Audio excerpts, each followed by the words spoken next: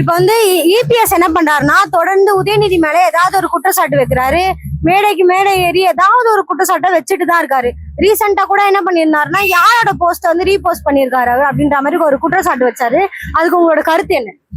Madam, இப்ப எடப்பாடி வந்து election நேரத்துல வந்து தோல்வி வந்து அவருக்கு தெரிஞ்சிருச்சு. தோல்வி பயத்துல வந்து அவர் 1000 வளர்றாரு. ஆனா உதயநிதி ஸ்டாலின் கேட்கிற எந்த ஒரு கேள்விக்கும் அவர் பதில் சொல்ல முடியல. அவர் வந்து குனிஞ்சு தவழ்ந்து காலில் போய் பதவி வாங்கினதுனால அதான் அவர் சொல்றாரு. அதான் உங்களுக்கு விமர்சிக்கிறதுக்கு வந்து வார்த்தை இல்லைல்ல. அவர் விழுந்தது ஊரறி எல்லாருக்குமே தெரியும்ல. காலில் விழுந்தது கூட பிரச்சனை கிடையாது. ஏன்னா அதுக்கு அடுத்த நாளே ஒரு மறுப்பு தெரிவிக்கிறவங்க பெரியவங்க காலில் போய் விழுவுறது வந்து தப்பில்லையே, இது வந்து தமிழ்நாடுடைய பண்பாடு தானே அப்படின்றாரு. நம்ம வந்து காலில் விழுவுறதை பத்தி சொல்ல வரல, காலை பிடிச்சி வாரக்கூடாதுன்றதுதான் நம்ம கருத்து. உன்னைய ஆக்குனவரையே நீ காலை பிடிச்சி வாருனீன்னா நாளைக்கு தமிழ்நாட்டு மக்களை நீ என்ன வேணா செய்யலாமே உன்னுடைய சுயநலத்துக்கு. அந்த சுயநலத்தின் அடிப்படையில தானே இப்ப பிஜேபியோடய போய் சேர்ந்திருக்கிறாரு.